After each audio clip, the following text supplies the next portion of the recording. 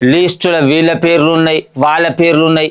ఈ తాప ఈ కులపులకు ఛాన్సులు ఇవ్వాలి, ఆ కులపులకు ఛాన్సులు ఇవ్వాలి, గిన్ని పదవులు ఖాళీగా ఉన్నాయి, గిన్ని నింపుతానము అని చెయ్యి పార్టీలు ఢిల్లీలో మీటింగ్లు పెట్టుకొని మరీ ఆలోచనలు చేస్తున్నారని ఓ ఇట్లా మస్తు ముచ్చట్లు వినబడ్డాయి.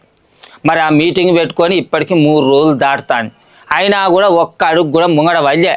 ఎందుకు అని అంటే తెలంగాణలో చెయ్యి పార్టీ సర్కార్ వచ్చి 15 నెలలైంది కానీ గిప్పటిదాకా మంత్రివర్గ విస్తరణ చెయ్యలే.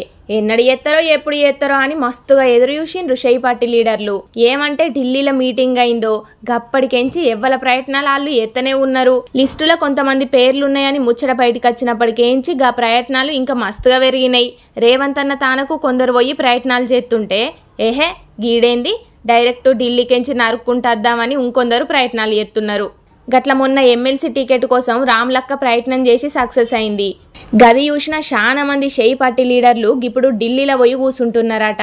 ఎట్లనన్న చేసి మంత్రి పదవి తెచ్చుకోవాలి అని బగ్గ కాయసు మీద ఉన్నారట. దాంట్లో నర్సంపేట ఎమ్మెల్యే దొంతి మాధవరెడ్డి కూడా ఉన్నాడట. మరి ఏడషేడిందో ఎందుకు కోపం వచ్చిందో గాని గప్పుడు ఎలక్షన్లప్పుడు రేవంత్ అన్న ప్రచారానికి పోతే కూడా రేవంత్ అన్నను కలవనీకి పోలే దొంతి మాధవరెడ్డి. గెలిచినప్పటికేంచి కూడా రేవంత్ అన్నతోటి ఎన్నడూ ఊసోలే.